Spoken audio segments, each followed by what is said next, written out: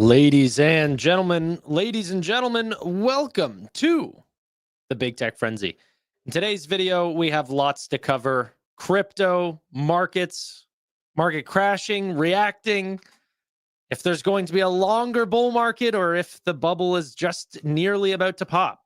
We've got a lot to cover through a bunch of different things, getting ready for earnings season to start tomorrow. So pretty exciting stuff. We'll jump right into it, but hopefully everyone's doing well.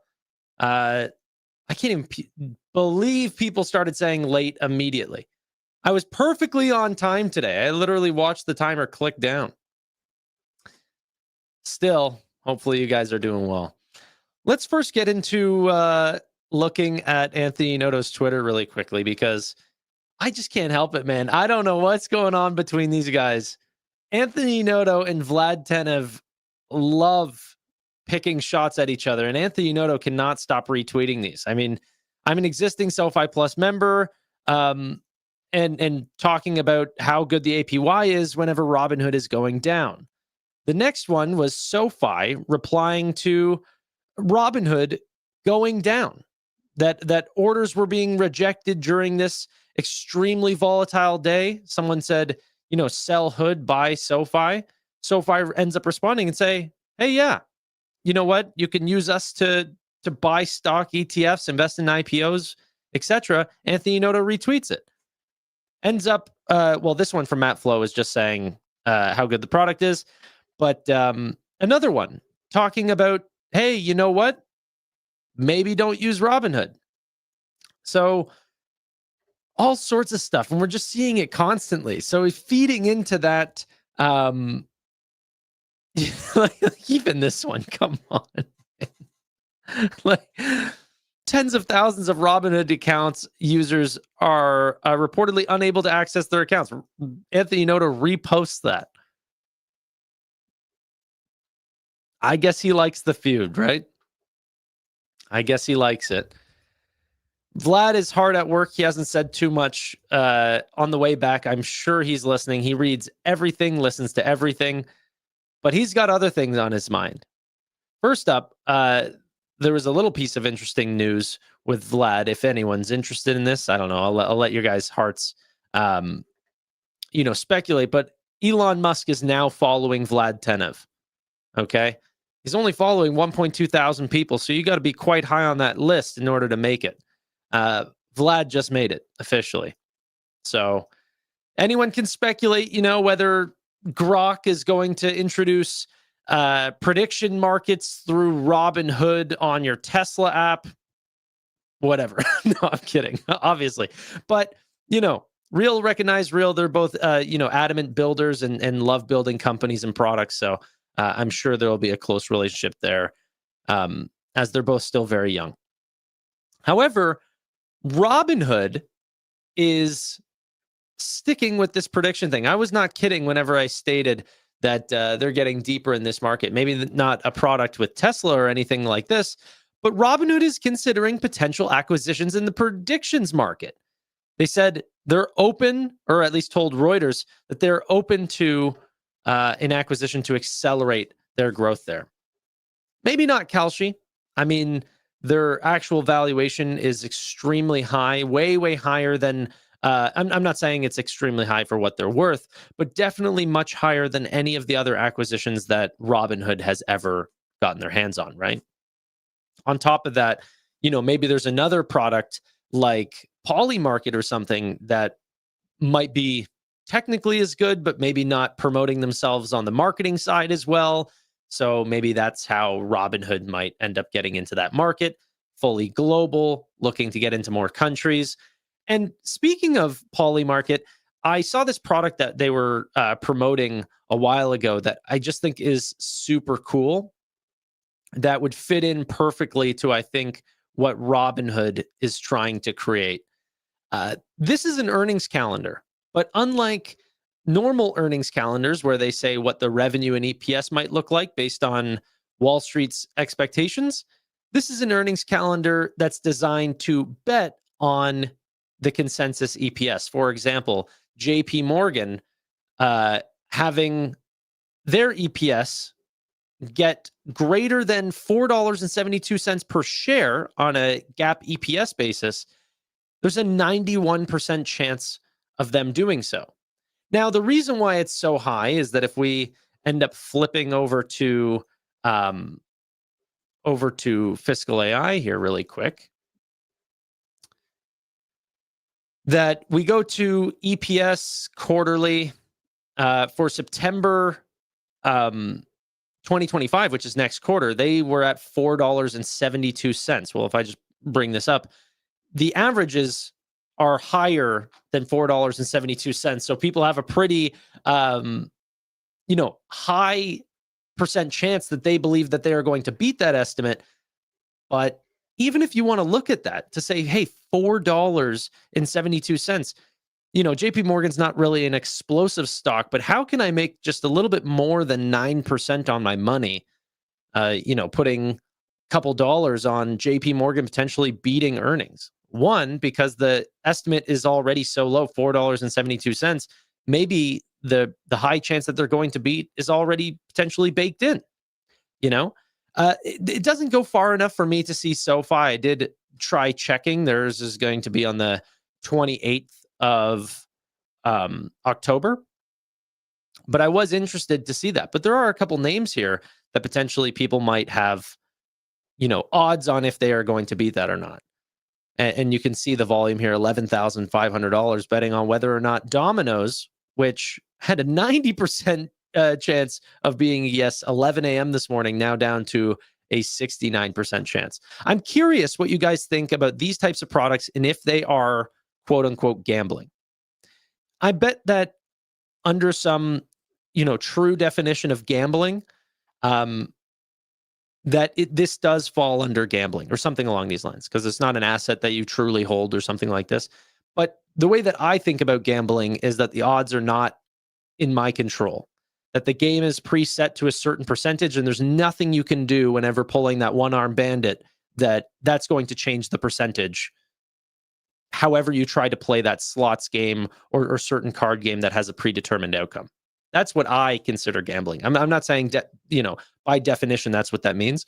But if I know something, if I have an information advantage over someone else and playing Domino's earnings or SoFi earnings or something like this, and SoFi earnings gives me 69% chance of them beating on earnings, dang well that I'm going to potentially bet on, them beating at a higher percent chance.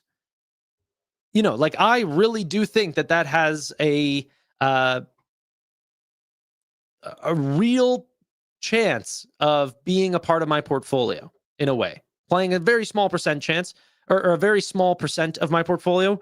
But that would be sort of my way of doing a potential swing trade. I saw this comment just pass my eye here. So sports betting isn't gambling. No, I mean, I would consider that it depends. If I play it, yes, that's gambling because I don't know what I'm doing. But there are people who live their lives having an information advantage based on, people's injury rates or all of these things, and that their percentages on certain games can be higher than others. And that's what we do for stocks. I don't think that whenever you're buying, I'm not buying Palantir here, but I also have a very high belief that Palantir is going to do well into the future. I do think that. But I think that the risk reward, because it's already gone up so much, is just not worth it for me to end up playing those odds. So for me, I want to buy companies that I think have a high chance, I have high conviction in, but also the market does not see that. And I bet you if sports, aficionados can find those opportunities, it would not be gambling the way that it would be me betting on some sports game that I'm not following. Playing the statistics a little bit, I'm sure it still falls under gambling. This is not a hill I'm going to die on. Okay. I'm sure a lot of people who thought they had information advantages or whatever, still, the underdogs can win, whatever. However, then I'm not that anti-gambling. I'm not saying I've never gambled in my life, but if this is considered gambling, I don't know. I would bet on if SoFi had even a 90% chance of beating on earnings. 90%. I would bet on that for that 10% move, because it would be 10% overnight.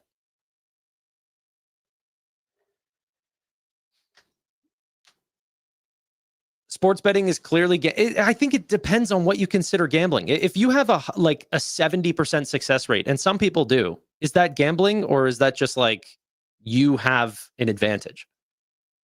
Obviously, you can brush it off and okay, someone's here, obviously. 1 second, I'm going to let my dog out.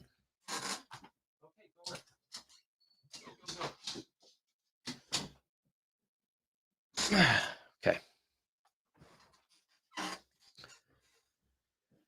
Hey, Tanner, why do some crypto treasuries have... Oh, so I saw your comment earlier, clip before the stream started. You said, why would MNAV ratios go up or down? What affects that? So to answer some of your questions on the treasuries, essentially the way that it should be looked at is almost like a PE ratio or something along these lines. It's not affected by the companies. The companies don't decide that. It's the investors that want to give those companies a premium, right? Like, companies don't decide if they are going to trade at a premium or not. It's the businesses. So you can call it MNAV, you can call it book value, you can call it whatever you want. But essentially, the reason why we call it MNAV is that if it's a fund or something like this, something that it's acquiring, it would be net asset value. That's what they're acquiring. Those assets, that's how much they have. But because we can track it in real time and we don't have to go off the quarterly basis of like them updating the numbers, we can go off like every individual minute or second of Ethereum. That's the market net asset value that we're tracking in real time. But that depends on what investors do to a company like BMR. So we as investors have given them a premium. The reason why we give them a premium is because they've been able to acquire so much Ethereum, and we feel like they are buying whenever it's appropriate to buy and not buying whenever it's appropriate to not buy. So we're trusting them as asset managers, right? The same way that you would give, Warren Buffett a premium, or some other hedge fund manager or something like this, or a portfolio manager that's doing better than others.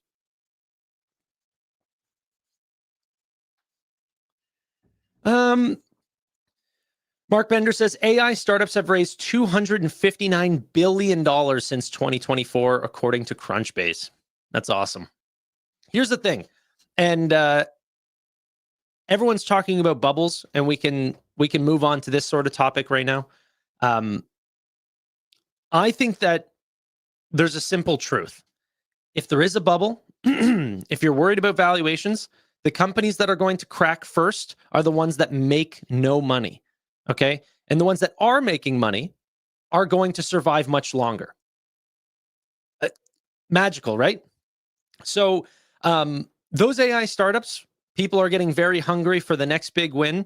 And a lot of these companies that have, promises over real product, or have raised a lot of money and have great teams, but potentially they're not making a lot of money right now, are just skyrocketing in valuation. But the underlying companies that need to succeed in order for those companies to succeed are not moving nearly as much. And I'm talking about the names of like the Mag 7, the NVIDIAs that have so much higher to go, but yet people are giving the premiums to these $20+ billion names and under. I implore people to not get FOMO. And obviously it's hard not to. I mean, like you see people making egregious amounts of money on companies that potentially don't have a product yet. But whenever you're talking about a crack or a problem in the markets, that is what's going to be the problem, and I've fallen to those names as well. Skills being one of them. This, style of business that is doing really well. Things are very hot, but then fundamentally, whenever you look at it, it's extremely extended, and people are hopeful for the future, but are looking out 5, 10, 15 years into the future of perfect execution without error. Okay. The way that NVIDIA is being looked at right now is the market's almost giving them less than 12 months of execution and saying, hey, we'll readdress this when we get there. And they're giving them no execution credit because the amount of actual dollars needed in order to benefit off of Nvidia and increase the market value market cap is so much. But that doesn't mean that that's not still true. Okay. So if you're a fundamental investor, if you're a qualitative investor, then it's very easy to bet on a name like Google, like Amazon, like Meta, like Microsoft, like Nvidia, because they continue to execute and they are truly the companies that are actually making real money in these AI moves, especially Nvidia. Okay. And that's not to say anything against AMD, against Broadcom. Like, these companies are making money today.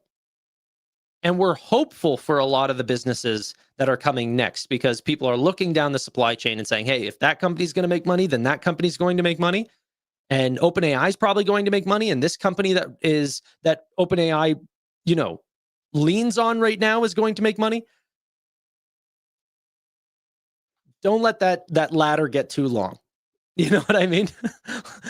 It's okay to sort of watch a company get successful and invest in it later once it's proven, because then that maybe your downside your upside gets a little impacted because you didn't buy in earlier, but your downside severely gets compressed. And that's really what you want.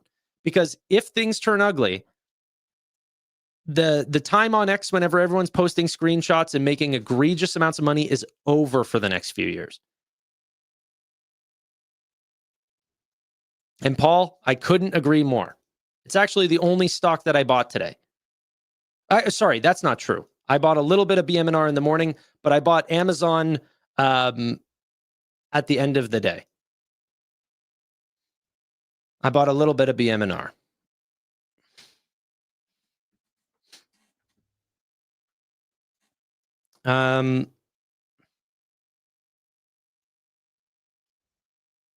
Yeah, Amazon is so unbelievably cheap. And like, who is sitting here thinking that this company is going to who's their competitor? Who's coming out and changing anything with how is AI changing what Amazon is doing differently? Do we think everyone is going to start shopping through ChatGPT and ChatGPT is going to have no connections to Amazon at all? I don't believe that one bit. I don't believe that one bit. Even whenever things start to get, a little bit more decentralized, Amazon is right there. Look at Buy with Prime. Buy with Prime is a product that Amazon put out that allows you to use Amazon's logistics network without being a part of Amazon. So you can be a third-party seller and send your products to Amazon warehouse, and they will facilitate your orders to your customers' addresses, deliver them, take a cut on that, and you don't have to sell it on Amazon.com. That's how big Amazon is. And that's going to be the same thing that happens in any AI craze, is that they'll find solutions to people's problems because the hard assets of Amazon is logistical networks and warehouses all around America. I don't care how many AI products or tokens that you create, that will be impossible to replicate without just hundreds of billions of dollars. And there's only a few companies that can compete with that. So Amazon has such a moat, a hard physical moat. And on top of that, they also have the largest data center network in the world. They are the biggest data center play, and people are disrespecting it right now because it's not growing as fast as Azure, which is, bundling products through existing customers.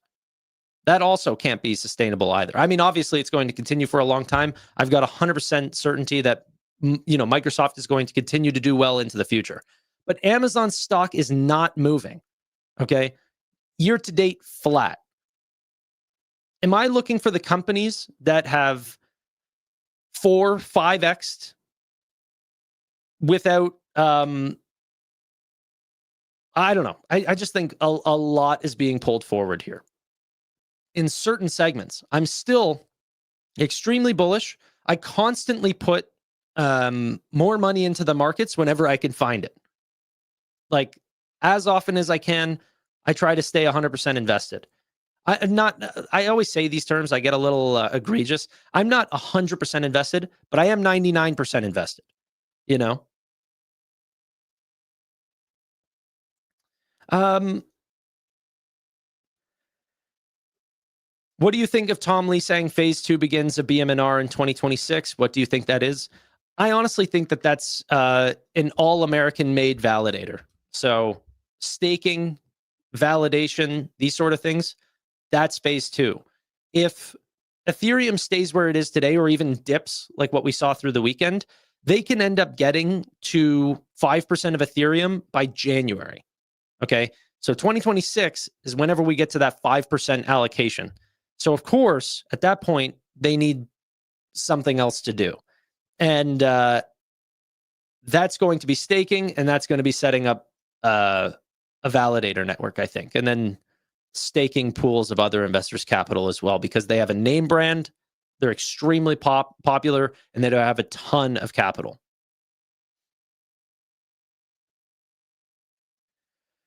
Phase two means copying everything Saylor's doing with preferred stock. That's possible, but copying doesn't mean that it doesn't work. You know, Mercado Libre had copied a ton of what they saw from American competitors like Amazon and then even other fintech names. And that's one of the best companies that you could have picked out of the last decade. So I'm okay with them copying a capital allocation strategy. That's perfectly fine with me. But honestly, what I love about BMNR right now is that they're acquiring Ethereum. And I know that if Ethereum is stagnant or flat, that we don't have to worry. There's no holding costs. They have no debt, anything like this. So there's no timeline on when they need to win. It's just what we've seen so far that has gotten me excited that they will win.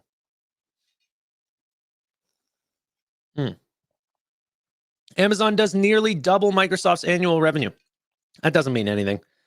You know, whenever you're facilitating online e-commerce, as much as Amazon does, you can get skyrocketing revenue. Look at Walmart. Like, I think they have some of the highest revenues in the world, if not the highest. But it doesn't mean that they are, you know, the biggest and best company, because the take rate on that revenue is extremely low. Now, Amazon's margins are better because of AWS, but Amazon.com, like, honestly, only recently became profitable. The international market just recently, if I remember correctly, just recently went profitable. But even then, that was negative all the way to like 2023 or 24. Like, I mean, it was, yeah. So revenue doesn't mean earnings.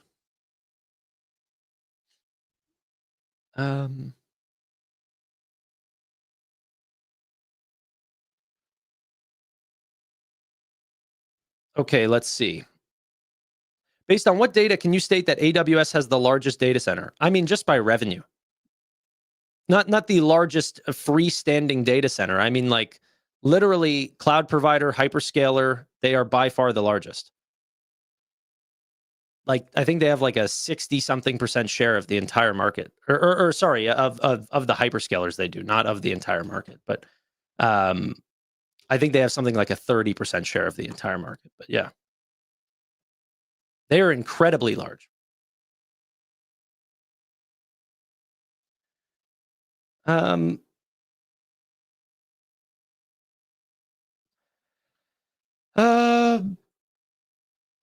at CRM. It has huge revenues, but its stock price sucks. Yeah, I wouldn't clown on Salesforce too quickly either. Obviously, some people have some concerns about software into the short to medium term future, but I honestly think they'll do fine.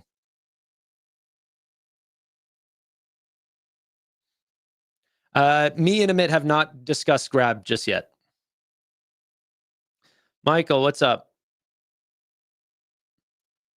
BMNR Longs, how's it going? How many of you guys own BMNR in this chat?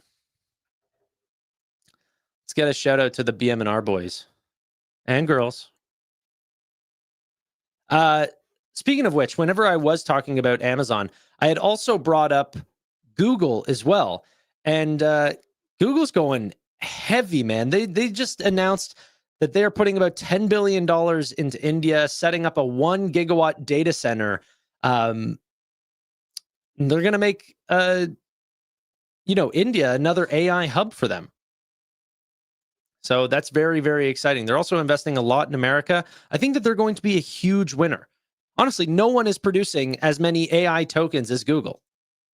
They're the leader right now.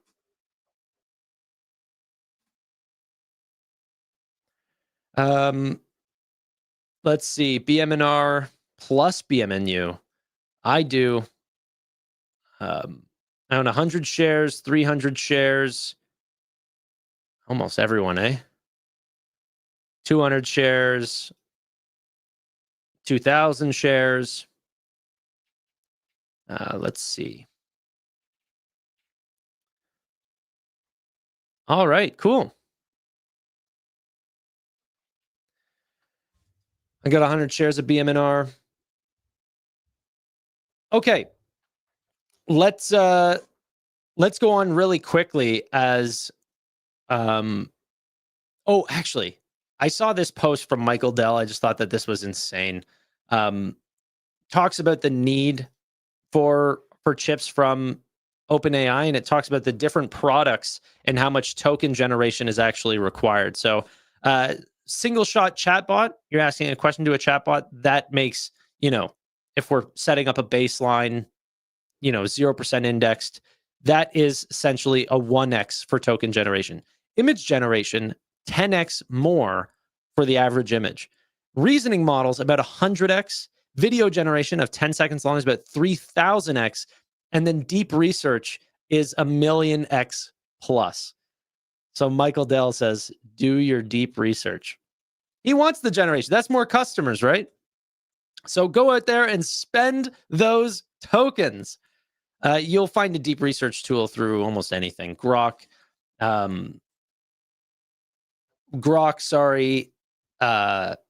OpenAI, Gemini, what have you. And they can be pretty good, especially if you let them sit there and think through a problem.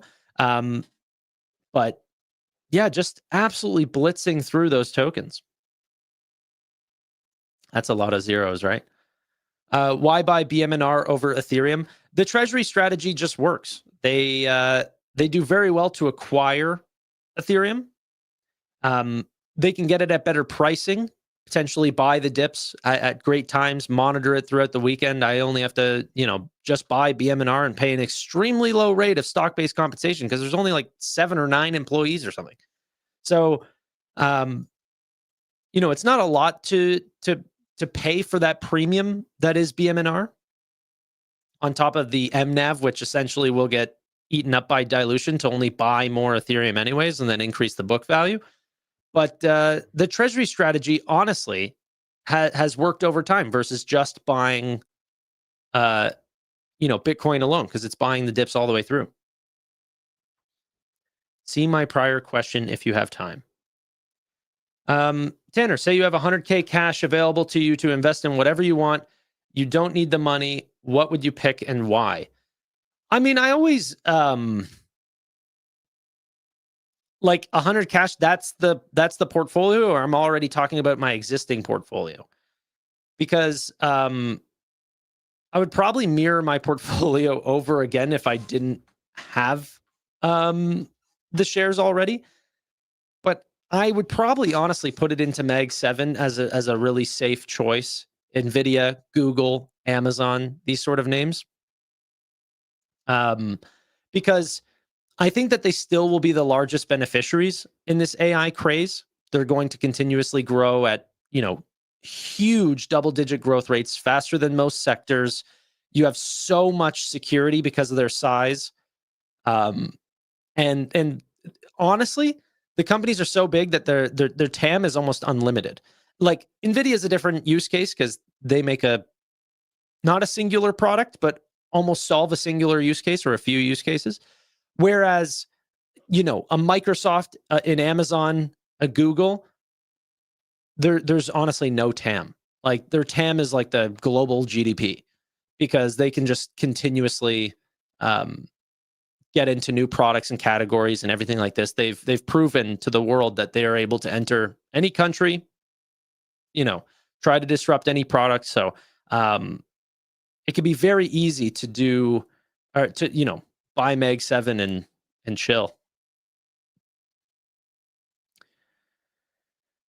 Tanner, why do you never take a look at Microsoft? I don't know. It might just be a personal lack of use for their own products. Sort of similar with Meta. I've clearly missed out on Meta, and there might be entry for me another day, but not today. But yeah, I just don't use their products nearly as much as, like, I love Google products, I love Amazon products, and I love Nvidia's products. So I'm honestly, like, just personally biased by my own experience with the companies. So that's probably some degree of it. And then my own due diligence into those businesses, because I love them, has led me to believe that they're also good investments. I'm not just buying them because I like the companies, but that's what's led me to do a lot of DD on those businesses.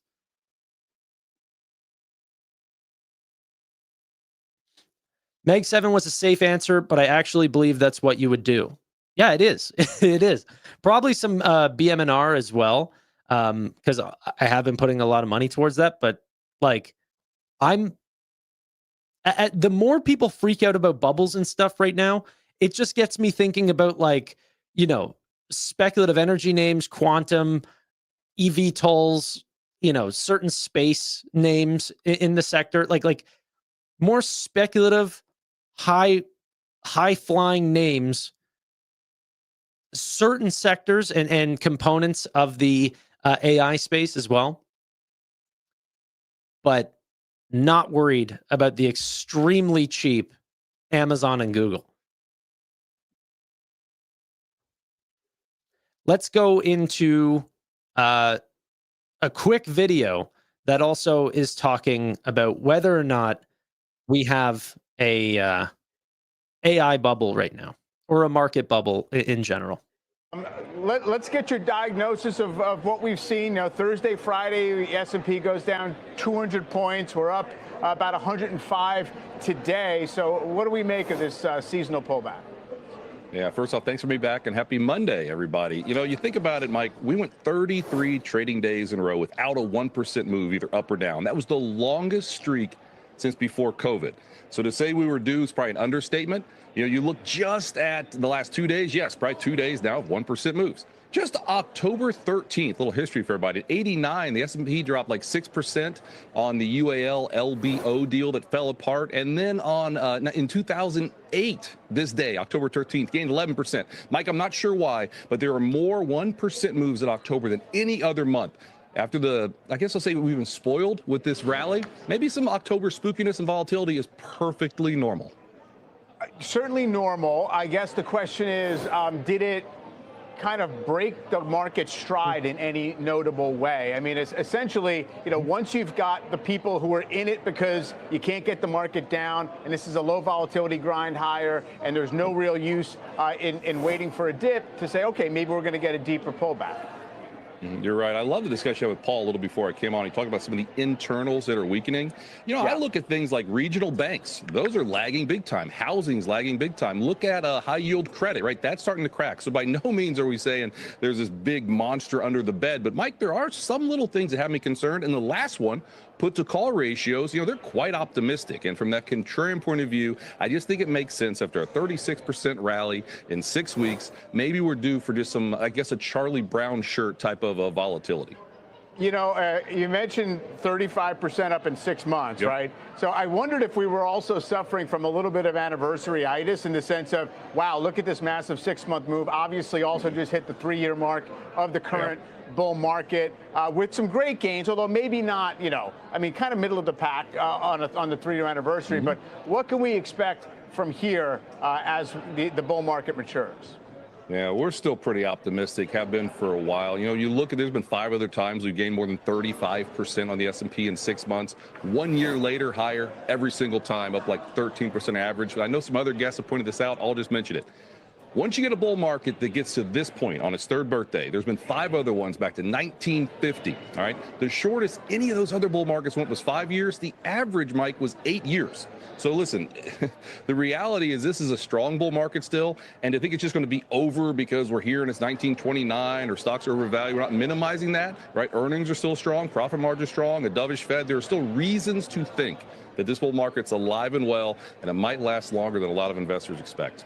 Yeah, I mean, now granted, that's what the math says, although it owes a lot to 2 very, very long bull markets, right? I mean, one that began in 87, the other one in 09. Fair enough. I guess the question is, where within the market, I mean, are you looking for some leadership transitions, large to small, away from growth to value, or stick with the winners?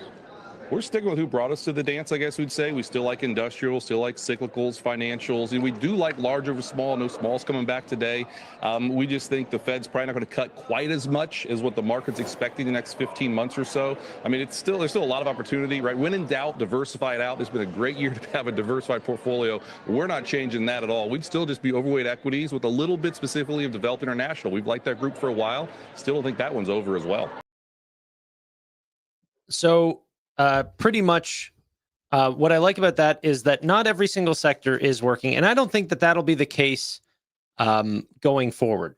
You know, I think that some sectors are going to outdo others, but the same sort of thing applies. We are still extremely early into this bull market. If we honestly think about it, even this year alone, or wait, let's take a look. Ryan Dietrich here even put out, the same guy that we were just listening to, talked about how far into this bull market we really are. And the S&P 500 change, how much it usually goes up in each bull cycle. And right now we're at 88%. The average is 191% and the median 114%. We're at 88% this year. Well, not this year, this run. Okay. We're in year 3, essentially. And what he said is that year 4 going forward is usually extremely strong. Even October this year, this was actually one of the hottest days going back all the way to 1950s.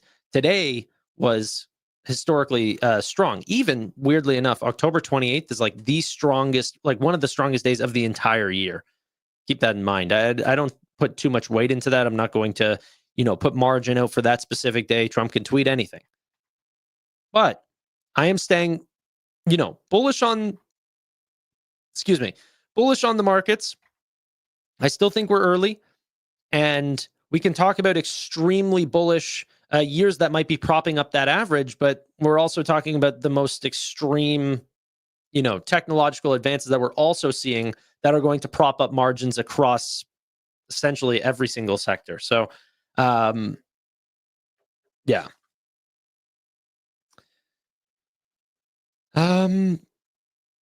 That's the day after your birthday. No, that's the day after Amit's birthday. My birthday is the 17th. I just want SoFi $100. Don't we all? Well, I mean, maybe some Robinhood guys do not want Hood at 100, but I definitely don't mind if it goes to 100. When do you see yourself selling BM&R?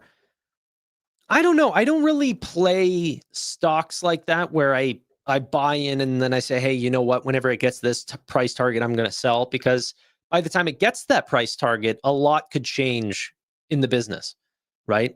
So I think it would depend on MNAV. I think it would depend on other opportunities that I might have to purchase. Depends on execution from Tom Lee. I mean, obviously, he's a very smart individual and he has called a lot of things correctly. But how is he as an actual business operator himself? I don't know if we know yet. So I'm more of a wait and feel it out kind of person. And actually, I find most of the times whenever I sell companies, it's actually not at their height. It's actually as they start to begin to fall. Because as the thesis has begun changing, that's whenever I realize that what I'm betting on is no longer the right opportunity. But it still allows me to see through most of that growth.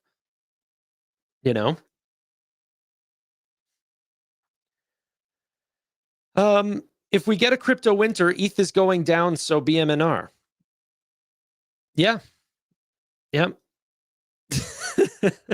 I don't know if you said that the way that I'd like you to say it, but it's true.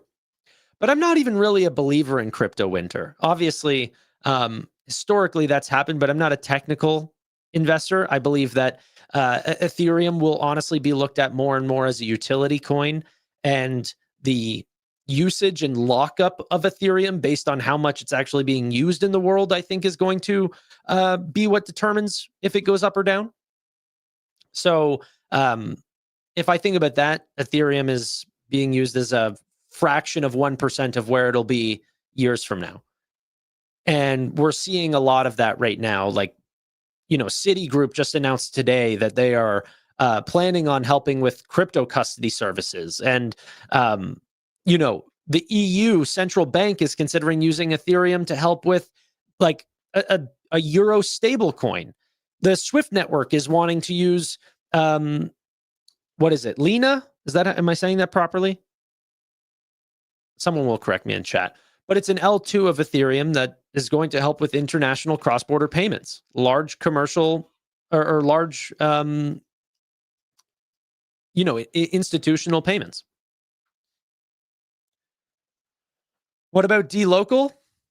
Nothing wrong with dLocal.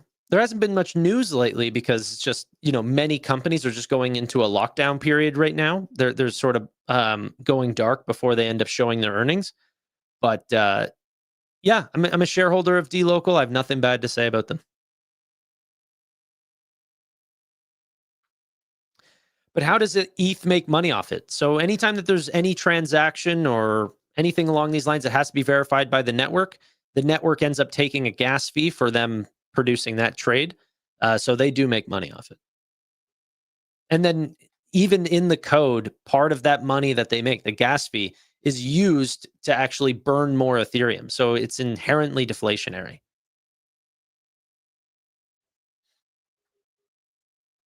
Okay. Have you put your money on any stock that's gone to zero? I've never held a company that's gone to zero. Has a company that I held gone to zero? Yes, a long, long time ago, I think. More delisted than have gone to zero, but take that for what you want. There was this company called Prev or something like this, or the ticker symbol was Prev. It was this like penny stock that I was buying way, way, way, way back in the day. I mean, like 2017. Which, thinking about it, no, it must even have been earlier than that. It must have been 2016 or something. But thinking back to that doesn't sound that long ago, but that was a lifetime ago for me. So wait, BMR practically no revenue, and it's worth, yeah, they have no revenue. They but they're, $43 or essentially $13 billion of their $15 billion is Ethereum, cash, and Bitcoin and orbs. So they're, you're buying them for their book value, and you're buying them for their ability to sell stock to institutional investors at a premium and then buy more Ethereum at lower costs. And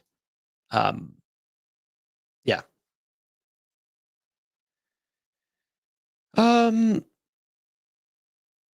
What are your thoughts on Tesla? You guys want me to spoil your mood? I've been a long-term Tesla shareholder. Long-term.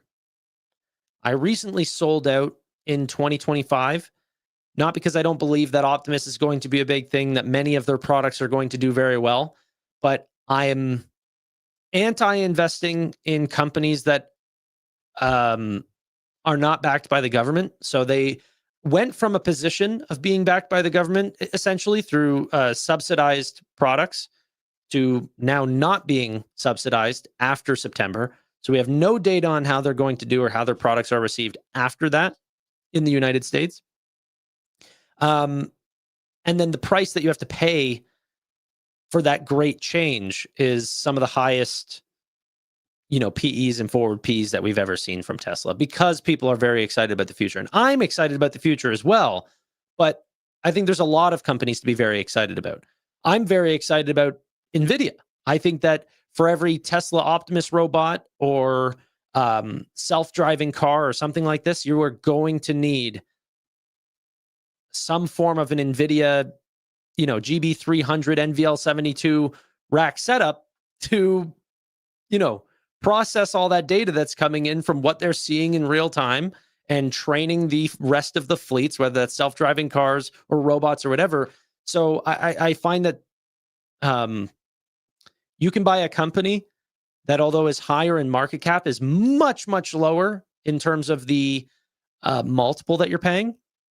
And yet it's still a bet that the future of technology and of artificial intelligence and of the future is we're making that 100x bet.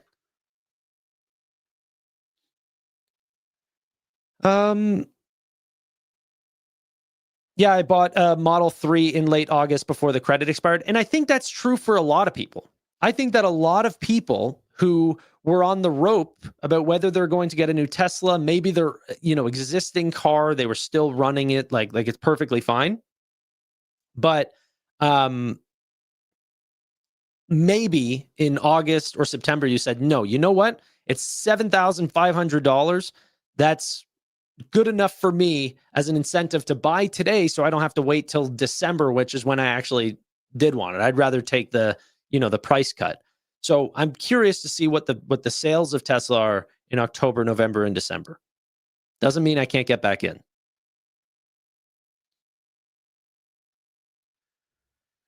Would you personally buy a Tesla? Yes. Big fan of the products. I think, and I don't look at them like political statements or anything along these lines. I just think, you know what? My car's stupid. That car is smart. I'd love to have a car that knew where I was going, knew the, knew how to melt the snow off the top of my car. I'm in Canada, without me being there, sitting in the parking lot, keeping my dog safe inside by, keeping a temperature at the certain amount. Like, I've got no problems with the actual vehicle. It will be my next vehicle. But a good product does not mean a good investable stock right now. I think that they are, and I've made a fortune off Tesla stock, but I sold it this year and replaced 100% of the dollars that I had in Tesla with more NVIDIA stock, which has done me just fine.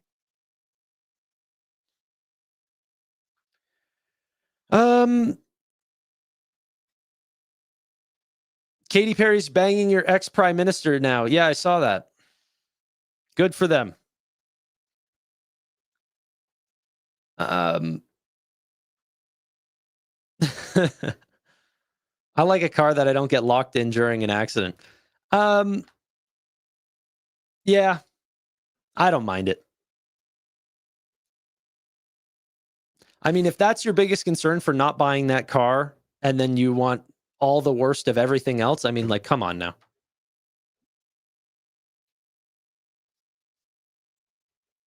Okay, let's see. Have you looked at Path at all? Not really, no. I only own IREN. No, I don't have any IREN. I'm not looking to buy any of those data center names. My big play there is NVIDIA. Yeah. I think a lot of the biggest data center purchasers as well, the larger they get, might end up looking to do things themselves. I'm not saying that, IREN, Nebius, CoreWeave, all of these names are not going to find very, very sufficient supply or demand and sell off their supply. But I just know that if I pick the actual chip names, that's a guarantee. That's a guarantee. I'm going straight to the top. And in fact, I've even thinking about going even toppier than that top, investing in TSM. That might be my next big name. And the longer I wait, I think that's a mistake maybe. But yeah.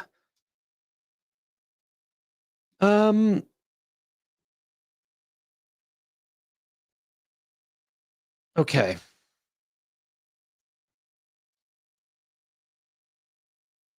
Okay, let's see. I know someone who worked at Tesla and wouldn't own one if it was given to them due to all the shortcuts taken at the factory. Truth. I've heard of some of these shortcuts that have taken at the factory. I've heard about some of the tape and all of these things. I don't know what to tell you. I honestly don't care that much.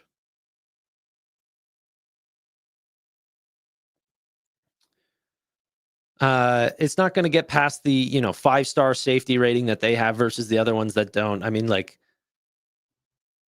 I always hear those things, but then in the actual practicality of like how each one of these cars actually rate versus their safety, how often they break down on the roads, like you're really not seeing these types of incidents on Tesla. And trust me, because Tesla is such a political statement almost, is that you would see those. If they were breaking down all over the roads, trapping people inside their vehicles, I'm not saying you guys haven't seen these videos, but we're also just not seeing the publication of that happening to all the other vehicles and the problems within factories for other vehicles. That's just how I feel. You guys don't have to agree. That's how I feel. Do you have BMR in your TFSA? No. No. Got no room, brother.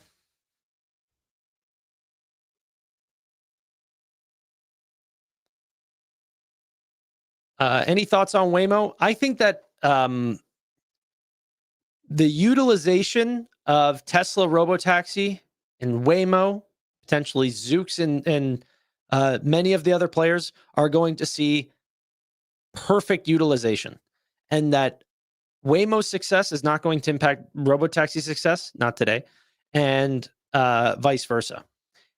I think Uber's going to do very well. I think that I think self-driving vehicles is a straight commodity, but it doesn't mean that you can't make money with a commodity. I'm not suggesting that, but I'm going to get whichever one shows up to my door first.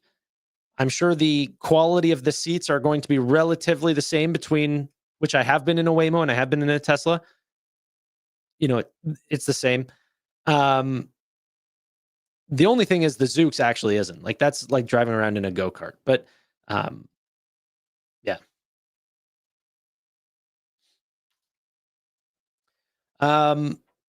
You mind sharing your portfolio? No need for dollar amount, just percentages in what? So I do that only for members of the actual growth investing course, but I don't even promote that or talk about that anymore. It's not something that I advocate for people to buy, but as a token for those people's, appreciation, I do have that, but it's only for them.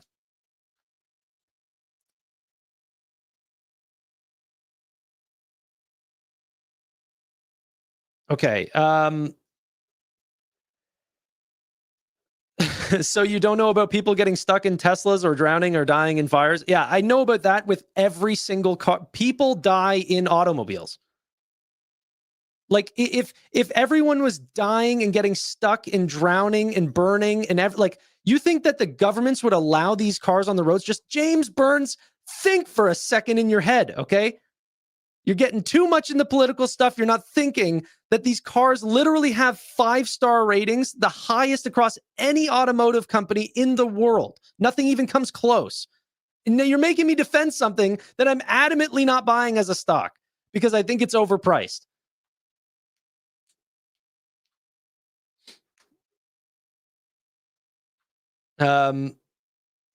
Okay. Why? Yeah, okay, I'm not going to say that. Amit was complaining about FSD. Yeah, but like complaining about one car's FSD versus every other car in the world that doesn't have any remote FSD at all. It's like, how can you're like saying, oh, my spaceship's not working today. It's like, yeah, but the alternative is you're going to have to just manually drive it like the rest of us humans. So like, complain all you want. I don't know. That's a first world problem. Okay, let's get back to the other stuff because you guys are making me defend a name that I'm not here even to defend. I thought that this tweet was absolutely stunning. This was the perfect tweet right here. An entire generation watched The Big Short, thought Michael Burry was cool, and then spent the next decade calling everything a bubble. Isn't that true? Isn't that true? Everything's a bubble these days. Everything's the dot-com bubble. Everything's going back to the great financial crisis. Everything's the depression. And 99.9% of the time, they're wrong.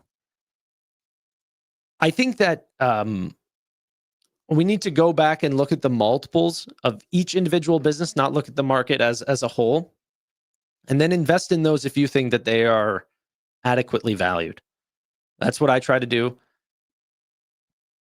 I'm in, I'm a stock picker. I'm not a market picker well, I do pick industries, and sectors, but I'm not saying, oh, everything in the market looks good, I'm ready to invest. I'm saying, no, artificial intelligence and cryptocurrency are two things that I think are going to see massive adoption. Regulation is actively just paving the road for these companies to win. JP Morgan just announced that they are essentially investing $1.5 trillion to help American infrastructure. We're so primed to do very well in this market if you're playing in those sectors. But that means that the companies that are standing in the ways of those businesses, the old regional banks and many of these companies that are not adapting to new technology and their customer bases are literally dying off due to just age. I don't think that those are where I want to be. I'm not playing the turnaround play for a community or regional bank.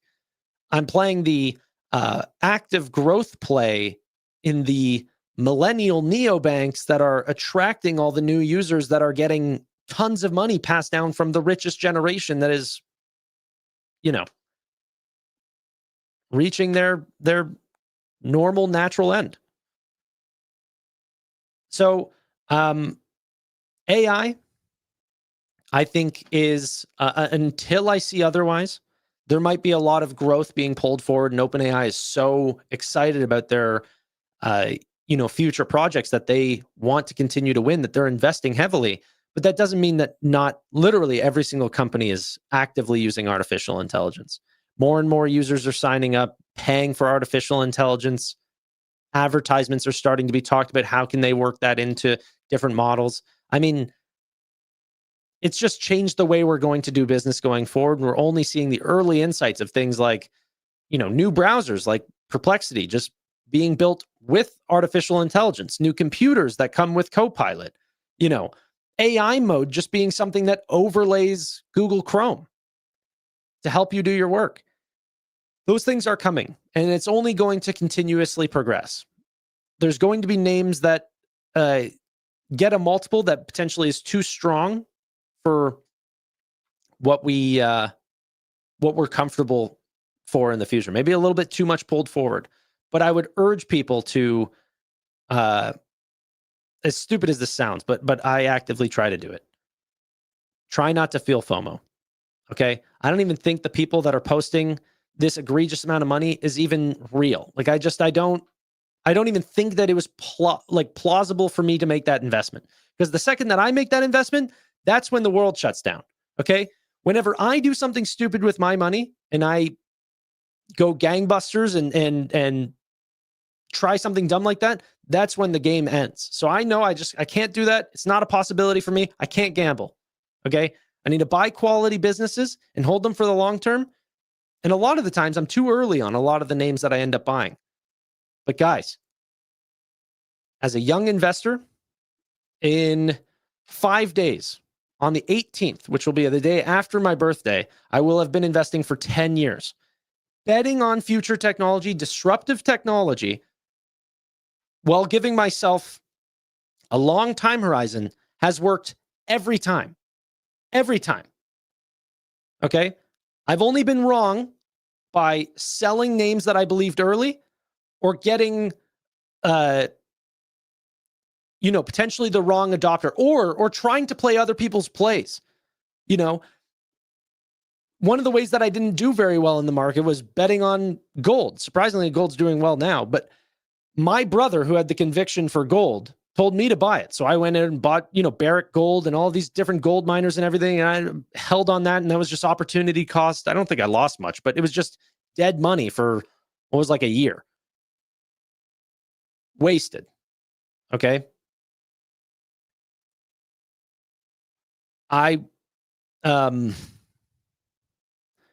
Without just going in circles, which I catch myself doing often, buy companies that you think are going to be around that might be more expensive today, but are they egregious prices? Yeah, I don't want to go in a circle. I need to create a video and just get some of these things off my chest. But you can bet on the future without taking on egregious amounts of risk. And calculated risks. There you go. And I'm not going to participate in some of these events that people think might end up getting publish, especially now. Like whenever you see something end up tripling or 5xing or 8xing and you go, wow, that worked. I need to jump in because it's going to 40x. Like the further you wait, I don't know. Okay, let's do some comments because I've already lost my train of thought.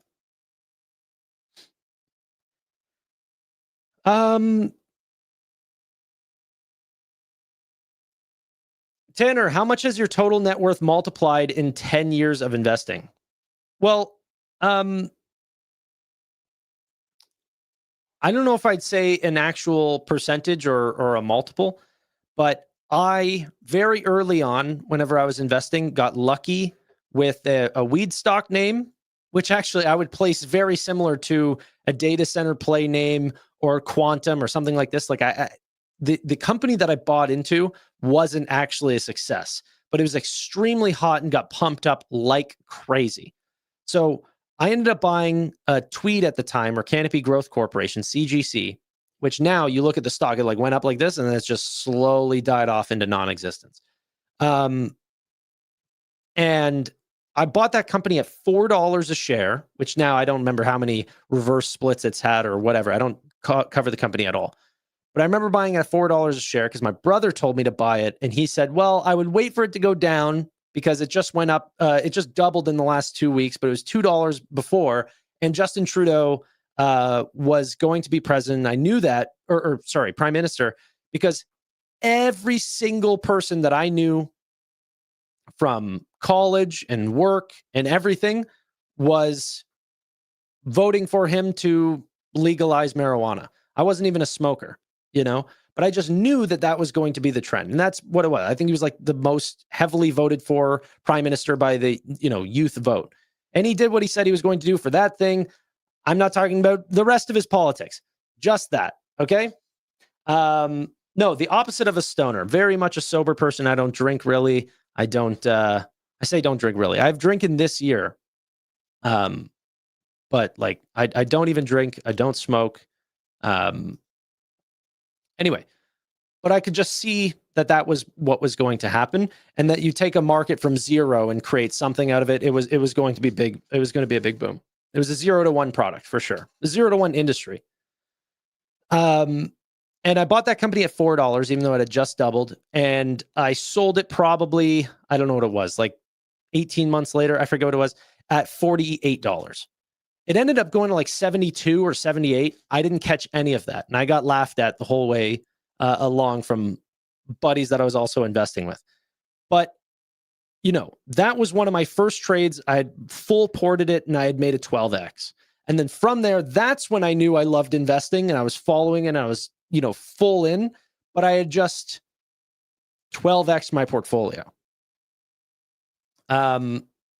So yeah, that's whenever I started taking things seriously and then wanted to do finance full time and got into being a financial advisor and everything. And then,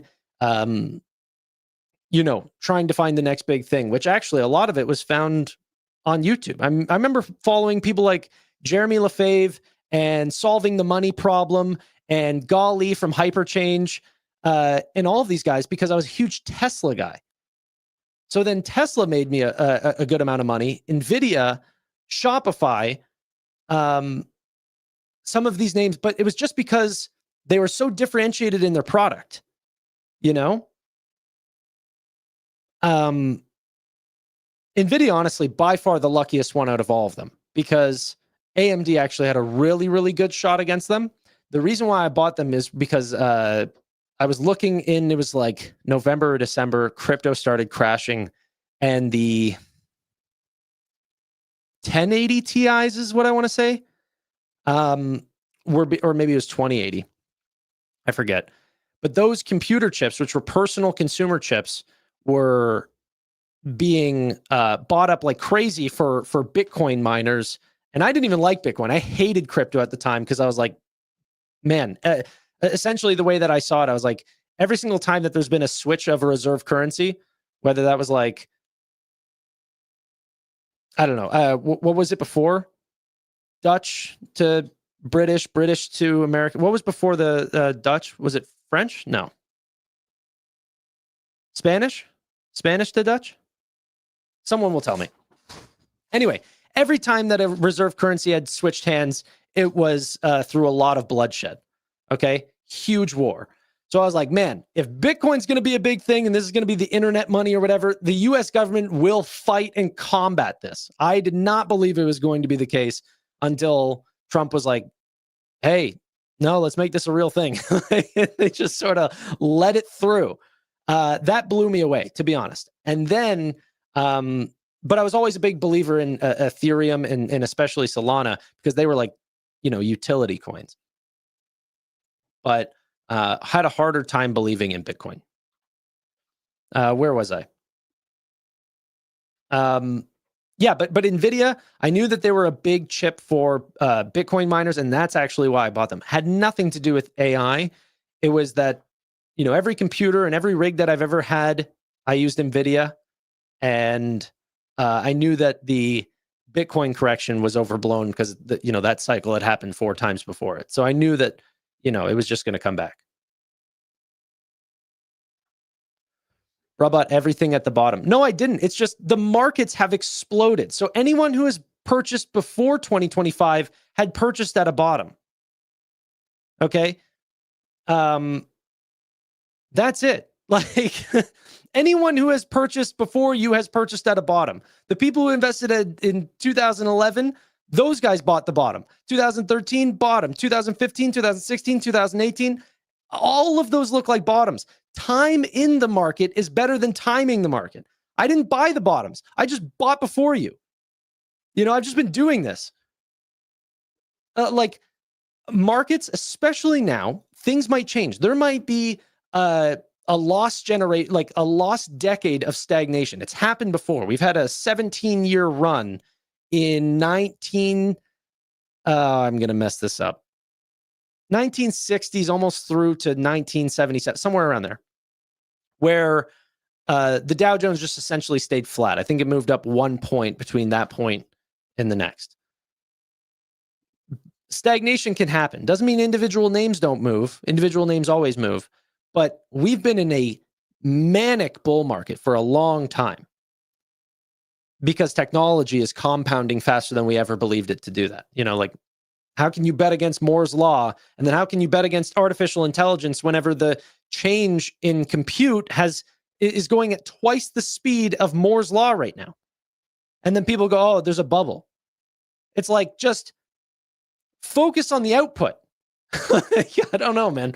One of my favorite investors, Don Valentine, said, I don't, essentially what he was trying to say is like he's just a simpleton. He's a very easy investor, but he essentially said, all I do is pay attention to Moore's law and think about its consequences. So he would buy semiconductor names and different new computing names and then not think about what the macro is doing and not consider politics and not consider wars and all that was noise. And it is noise. But Yeah. No, I bought NVIDIA in 2018.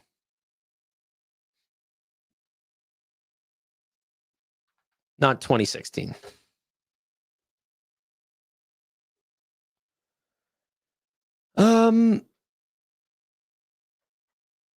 Okay. Let's see. I didn't buy Bitcoin super early. I probably bought Bitcoin in 2020 or 2021, and not a lot of it. I would not put Bitcoin in my name, but honestly, up until not long ago, the three biggest names that I had in my portfolio was Nvidia, Tesla, Shopify.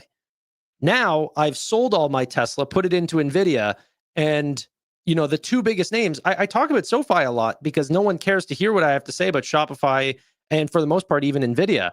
But I've been very, very transparent over the many years that I've been doing YouTube that my biggest names are Nvidia, Shopify, SoFi, etc.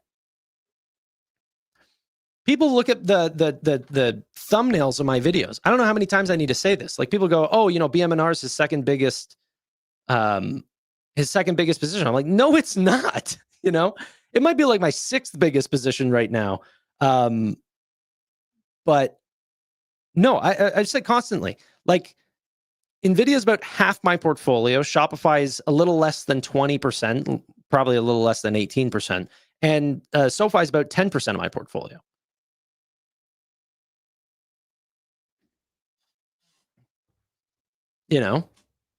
But you guys really want me to talk about SoFi. And then whenever I talk about Shopify, people actively lose interest. It doesn't mean that my interest is lost on that name, but I want to fill in where I can help, or whatever.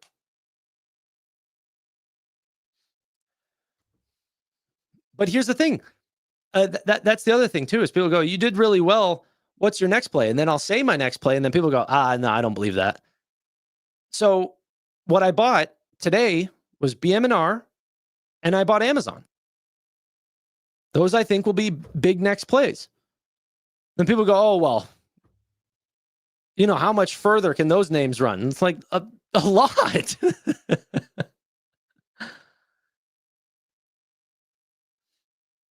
I think Shopify is going to continue to do well for the rest of my life. E-commerce is such an easy named play. You're getting the benefits of everything. You're getting the benefits of artificial intelligence, of robotics, of self-driving vehicles. All of these things go to benefit e-commerce over in-store physical commerce. I mean, I would not be betting on the malls and in-person stores and these sort of things.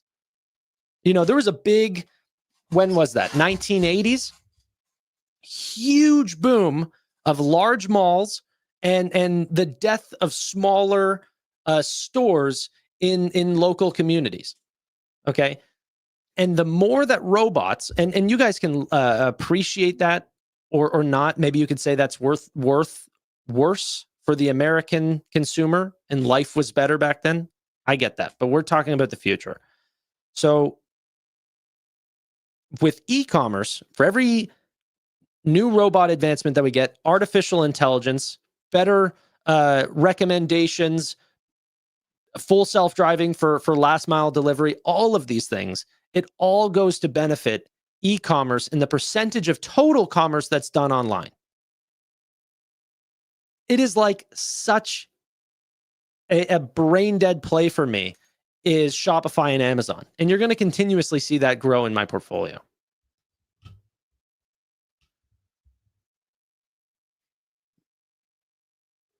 John, I've got no clue. I've got no clue when any of the names that are going to run. I've just been lucky, And by the way, at some of the times that I've told you guys about these names, like buying NVIDIA in 2018 or Tesla in 2018, whenever I bought Tesla did nothing for a year and a half. It was dead money, one of the largest shorted companies in the world. And then in 2018, the company in 2020, it just skyrocketed. So I've got zero timeline for Amazon. I just think that every quarter they're going to continuously do better. They're going to grow. They're going to set up more warehouses. They're going to set up new data centers. They're going to hire top talent. You know?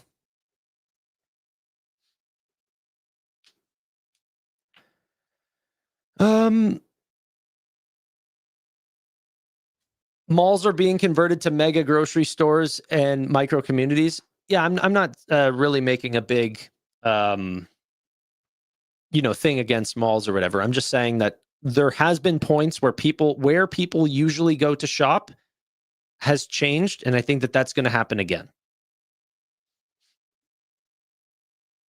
I think people are going to shop online.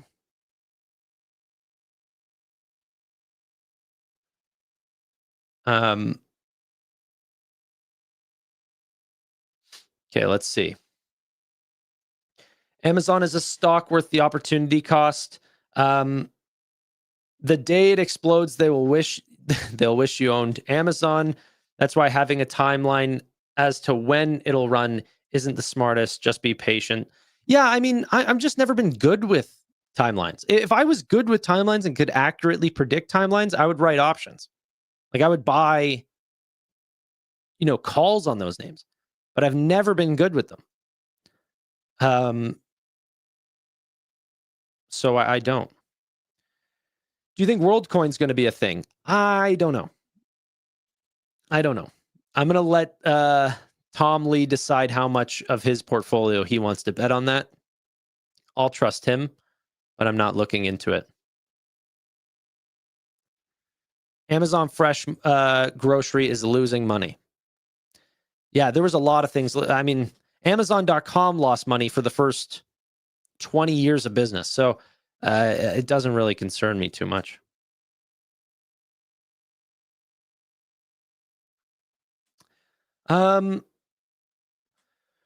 Wish Amazon was in Taiwan. I've been ordering from the US to Taiwan. What do you, Luke DMAD in Taiwan? What do you use in Taiwan?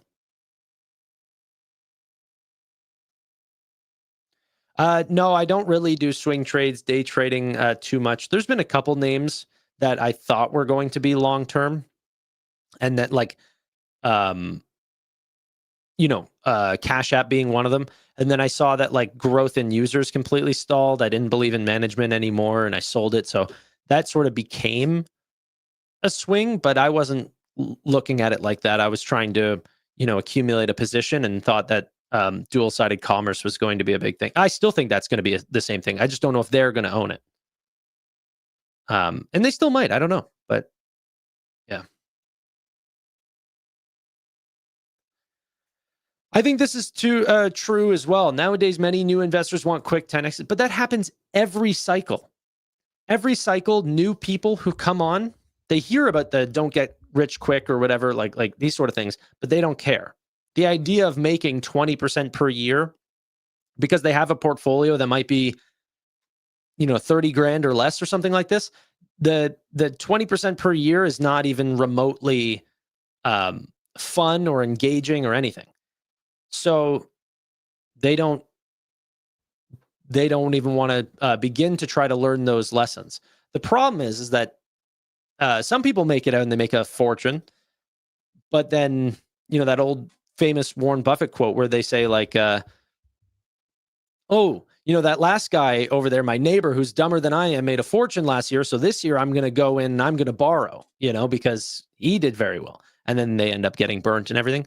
So even if your portfolio is just growing right now, I still think it's important to get the lessons of just fundamental investing. It's going to be around longer than the moonshot projects are.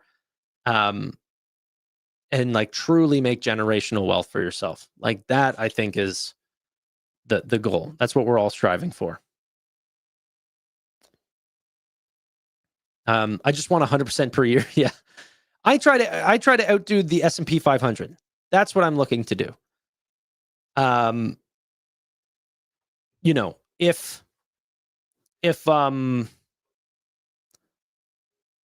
if you can't outperform the S&P 500, then you shouldn't be individually picking stocks. You should just be buying the market. If you can, obviously, keep doing you. I'm 30% compounded annual growth rates in the past 7 years. That's awesome. That's awesome. That's what we all strive for. I saw a question, though. Paul says, how you doing? If BMR for 10% of your portfolio, is it too much?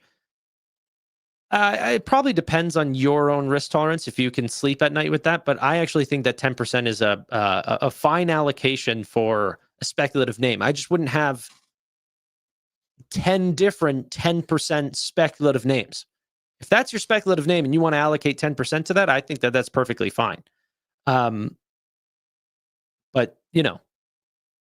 things can go wrong and you can lose a good chunk of that. Be ready for that. But you can also, potentially double your portfolio if it 10x's.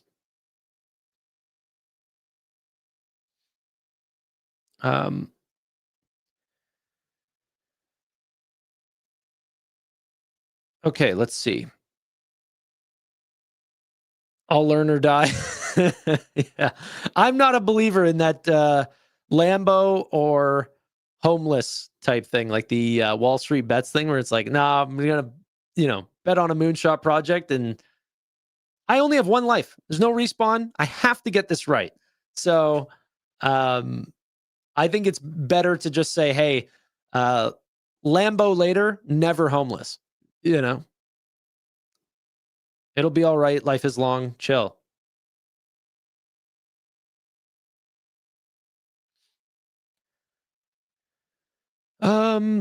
When would you sell Nvidia? What if it was 10 trillion tomorrow? If it was 10 trillion tomorrow, I'd sell. If it was 10 trillion tomorrow, yeah, I would sell at least like 95%. But then I'd probably throw it into the rest of my portfolio.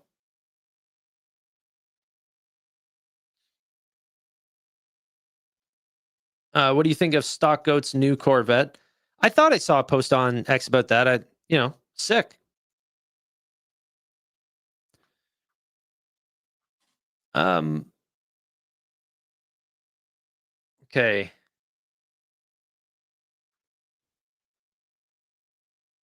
Let's see here. How did you meet Steve and everyone in the Robinhood Weekly? I reached out to Steve, I think, because I was a big Seeking Alpha user, and I think he wrote an article on SoFi, and I asked if he would come on the channel. That's what I think it was. Amit, it was the same thing. I saw him on Tom Lee's or Tom Nash's thing, and yeah. I asked if I could pitch him SoFi stock. I was just trying to pitch and talk to everyone about SoFi. I thought that name was so undervalued. But I don't know. Someone earlier said, "Oh, you get all the dips or whatever." Like with SoFi, I bought in at 14, it crashed all the way down to 4, lowered my average down to $7.30, and then it skyrocketed back up to like 28. So people go, "Oh, yeah, of course you were around when it was $7." It's like you weren't there during the agonizing years of just taking crap online for it being down a ton. I did that for Tesla. I did that for Nvidia.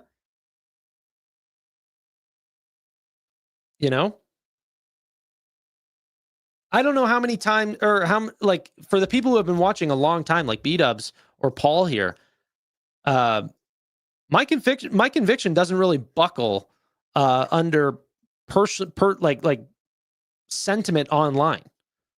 I mean, I try to create my own conviction through my own due diligence. Not saying all my work is done through me. I benefit from this awesome community online. But if someone else says, "Oh, there's a big bubble," I'm not going to be like, "Oh, you know what? I got to trust that guy."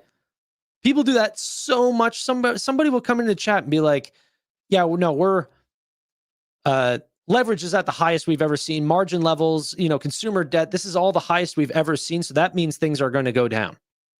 Like, have you seen those graphs? They look like this. They're actually, whoa, that was going to be a bad. I'm just trying to show you that it goes up and to the left or up and to the right. I almost caught myself. Like, whatever. I almost got Elon Musk. Okay. That was, I'm trying to show off a chart, like, can you visualize? Oh, that's so funny. I caught myself early. You guys can't clip anything. Nothing happened. You guys didn't get anything. I caught myself. So starting from this corner up to that corner, that's what consumer debt has looked like. Yeah, so you could point to any point in that chart and say, hey, we're at an all-time high. Like, we're also at the most amount of dollars that we've ever been at. The percentage of consumer debt outstanding as like a percentage of people's savings is a completely different comparison to just how much total dollars is outstanding. Jeez.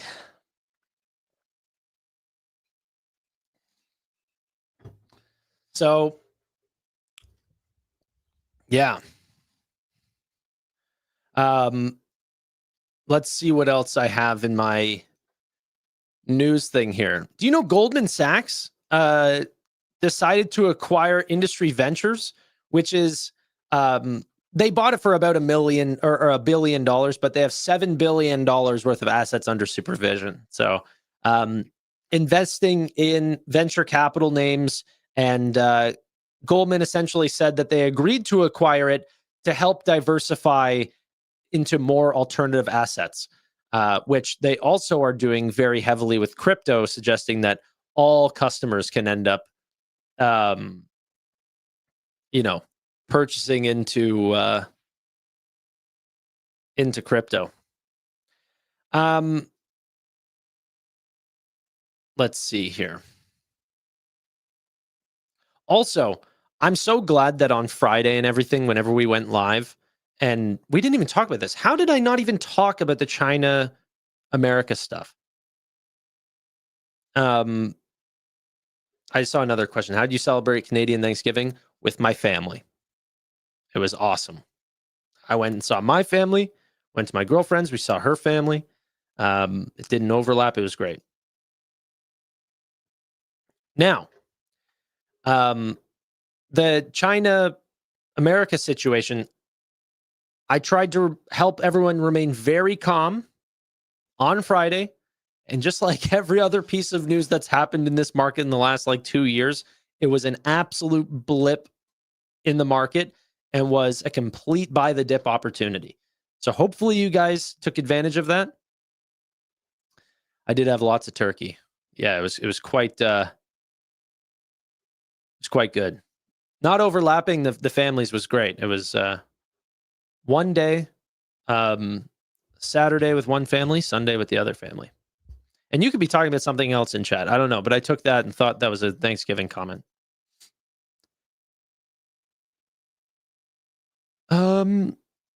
Who has money to buy the dip? Well, you know what? You try to come across as much money as you can. For sure, though, writing options, little covered calls will generate you a little extra cash that should leave you with always some cash in your account. And then on top of that, as you make money and have a potential career or something like this, that you will continue to add. Did you get your girlfriend's family to buy Shift 4? No, I do not tell anyone in my personal life to buy any positions. The only thing that I advocate for is the triple Qs.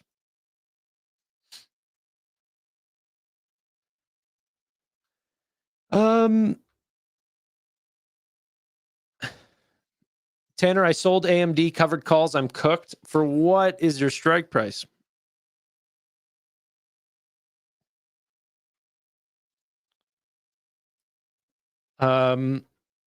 How do you avoid FOMO in the market, especially with some stocks pumping 20, 30 plus in a day? I don't know. If it's in my circle of in my circle of competency, and I've been looking into investing in that business, I'll feel some FOMO, because I was potentially thinking about allocating some money there and I didn't end up doing it in time, and that sucks. Or even I'll feel FOMO just from buying into it but not buying enough, something like this. That obviously everyone feels something, but some random name that people are covering, like, oh my god, did you realize that this company that has zero revenue and is being promoted online is skyrocketing? Like, I don't even think that the money, I know, okay, so listen, I know that the money is real and people are making a lot of money, but the way that I decipher it in my head, I was like, if I made that trade, it never would have happened.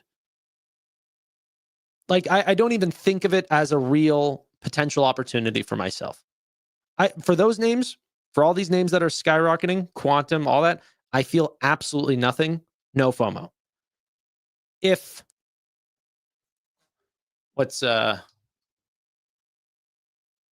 like, I don't know, a Duolingo shoots back up to $600 and we ended up doing a review on that name and everything, I'd be like, man, you know what? I knew it was fundamentally strong. I just didn't see something in like, I thought the sentiment would be poor for a lot longer. But yeah.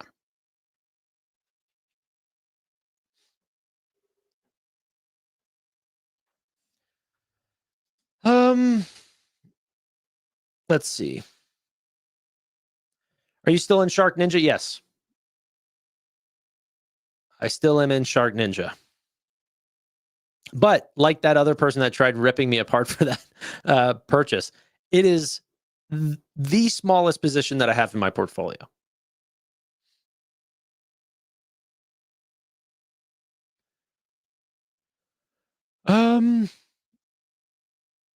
If that Shark Ninja question, I already got you. I got you. Don't get inside the blender. That's a good tip, Paul. Thank you. How do or did you fund your account? You work a job other than, so not right now, no. In October of last year, I quit my job and went full time on YouTube. But I mean, I make money. YouTube does pay me. YouTube makes money. But yeah. Yeah, it's the occasional selling of stocks. Like I always say, I do not sell stocks, but it's like, it's not true. I mean, I've sold PayPal. I've sold, what's that name?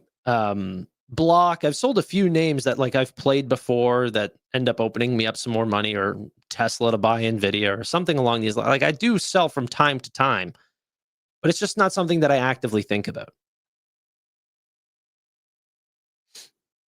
The Trade Desk, that was another one that I recently sold,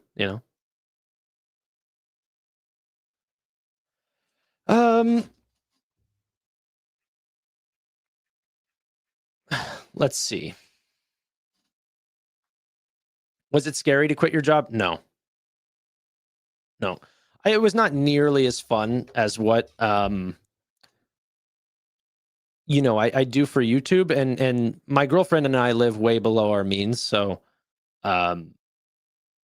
it was a good opportunity. I was a financial advisor, funnily enough. My old YouTube intros used to say, although I am actually a financial security advisor, none of these thoughts or topics that I talk about are in any way my recommendation. These are merely my opinion, and you can do what you want with this information. Something like that. I think I almost nailed it, but yeah. You remember that? Love it. Yeah. But now I'm not an advisor at all, so. SoFi pumping in after hours or in 24-hour markets? Yeah, up 1.3%. Yeah, it's a decent run. 27.50 right now. Upstart's $50.20. That makes me want to check like Pagaya or something. Is this in the lenders right now? Nope, a guy is down. Lending club's down. Okay, so no. I was gonna say there might be some lending news that ended up coming out. Nubank 1510 in after hours. Nvidia 189.43 in after hours. Let's see what else. I know MVTS is up 29% in after hours, $12.86. A further strengthened relationship with Nvidia. So at least it's fundamentally driven, right? That I do not mind. I just wish on any of these platforms that I could like sort by 24-hour market moves, not just like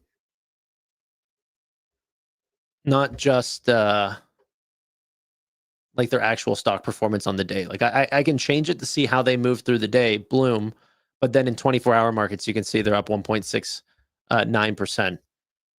The Vitas up 21%, then 29% in the after hours. Oklo up another 2.9%, 175.97. 175.97. All right. IonQ, crazy. SMR up another 2.4%. Meme up 2.3% in after hours. Yeah, like, I mean, this sort of stuff is getting hot. Okay. I'm aware that, you know, with I don't know. I don't want to speak too early. I just have my own opinions about some of these names that people are pulling a lot forward. Now, some of these, like any of the metal companies and stuff, obviously the United States is making aggressive actions to make sure that these companies do well. But yeah, Taiwan Semi, I might end up getting some shares in TSM because the government is just looking like they're going to back TSM and just continuously push them. And, you know, with some of the foundries that are being set up here in America, it also allows me to think that they can also diversify where they set up their plants. Okay, let's see what else. Wow, Figma, hot IPO, but that is you know, that's changed quickly. Galaxy Digital, Nebius up another 1% in 24-hour markets. Marvell up 1.8%. D-Local. Okay, cool. Cool. So nothing actually in the last little bit that's skyrocketing more than we already thought it was. Zeta up 1.5%. What do you guys think about Zeta? Tell me your thoughts on Zeta Global. Is this going to be a big name? Abcellera up to 585. That's crazy.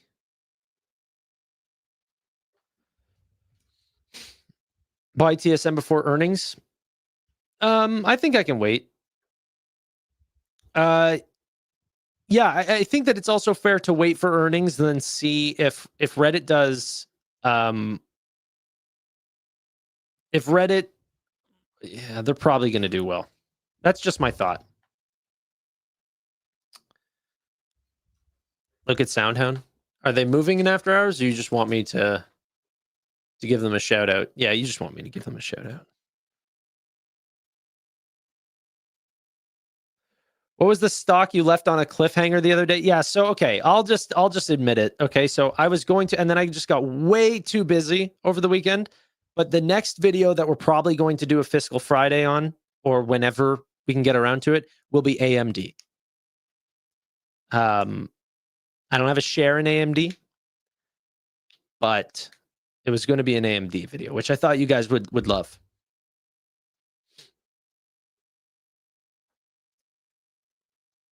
Yeah, okay, I thought so.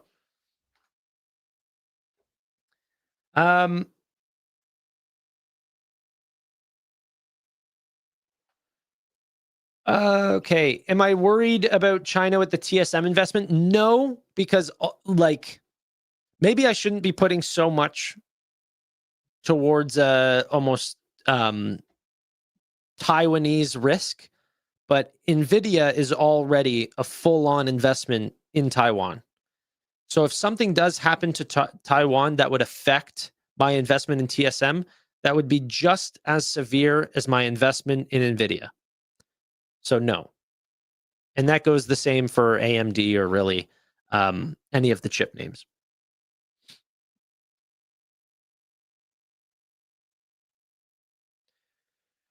Hey, Bob. Did you, Intimate, recently do a video on Grab? We were supposed to, but we did not.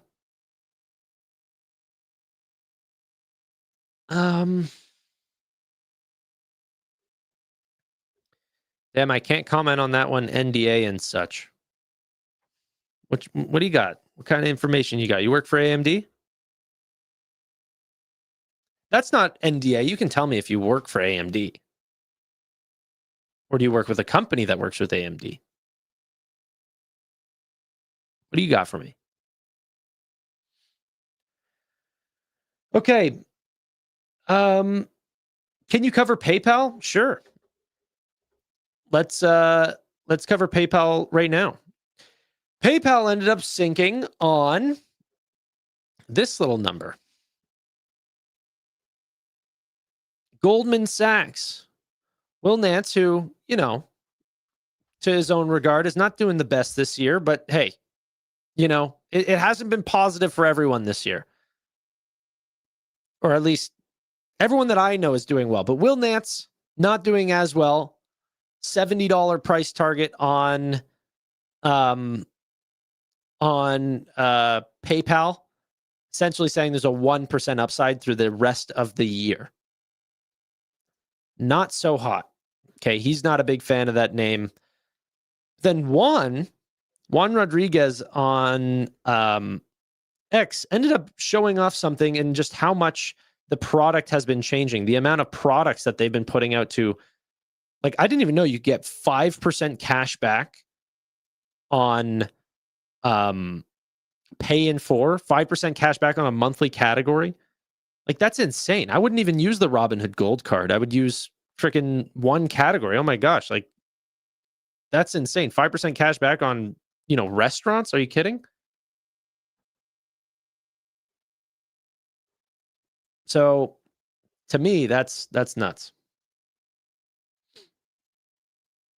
But with that, it doesn't mean that that boosts revenue. That doesn't necessarily boost net income. 5% cash back is a lot to give.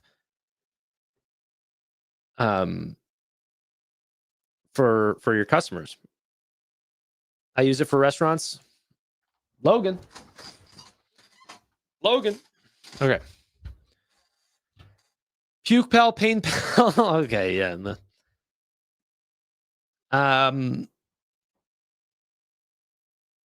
Let's see. AMKR. I'll let Amit explain that one to me. It's not what I'm looking into at all. Unfortunately, as an investor, I'm a little stuck in my ways. I don't think that people need a lot of picks. You don't want to sort of lead to diversification. I like buying good companies and holding them and doubling down on the names that I already know and love. So I honestly do not look at enough names in my life. That's for sure. Yo, Tanner, how are we feeling about Nubank going into earnings? I've never really not felt too positive on New. I feel great. You should be nervous about Taiwan. Then you should be nervous about investing in stocks. Honestly, the whole market is essentially betting on AI and the chips that are coming from Taiwan. And I think the US understands their importance and they'll try to protect that heavily. But you have the crystal ball, so I'll defer to your judgment.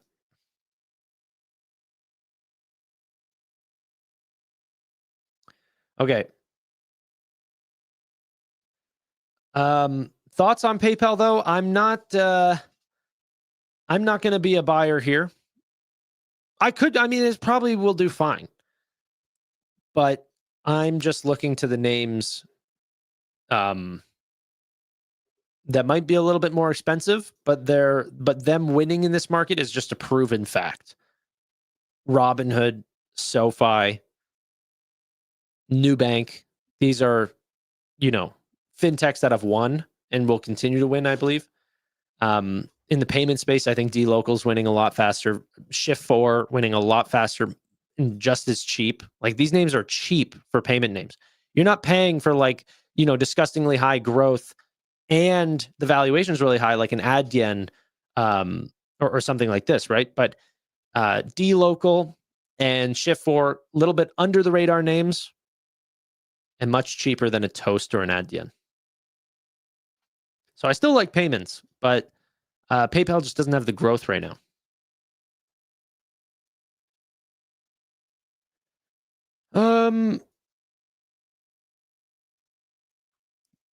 Kurt says, hey, I'm interested to how you went from managing money to where you are now. That's what we kind of did that today. Well, I kind of went through my life story. That's really it. Just got really into investing and then I tried to buy any book I could and any interview that I could about legendary investors. But with AI now, it's so easy. Just type in who are the legendary investors of my time? Where can I find interviews from all these people throughout their time? And then listen to what they have to say and actually listen. Write it down. And then try to see how you can actually implement some of that work. Okay, let's see here. Hey, Tanner, new here. Do you think NVIDIA has more bullish power and how far you think they can continue to do so besides AI? What does NVIDIA has strength in? I think I get what you're saying, but there's nothing besides AI. I think AI in the future will be like saying computing, and then you're asking a semiconductor company, what are you going to do besides computing? So I don't think you need to look too much further past artificial intelligence, but with artificial intelligence leads to many, many more industries. Self-driving, robotics, NVIDIA is heavily into both. Okay. But I also think that there's going to be 100x, 1000x, essentially 100,000x in the use cases for artificial intelligence. Doesn't mean that NVIDIA is going to 100,000x, but the token generation will.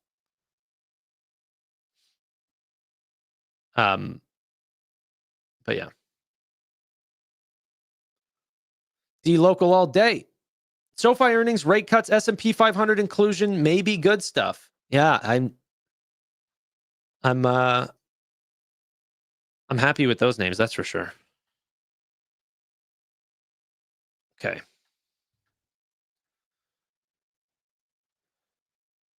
Okay, ladies and gentlemen, that is it for me as I have to wrap it up and then go live once again at 9:30. If you guys want to be there, consider subscribing. Thank you all so much for your time. Really do appreciate it. But bye for now.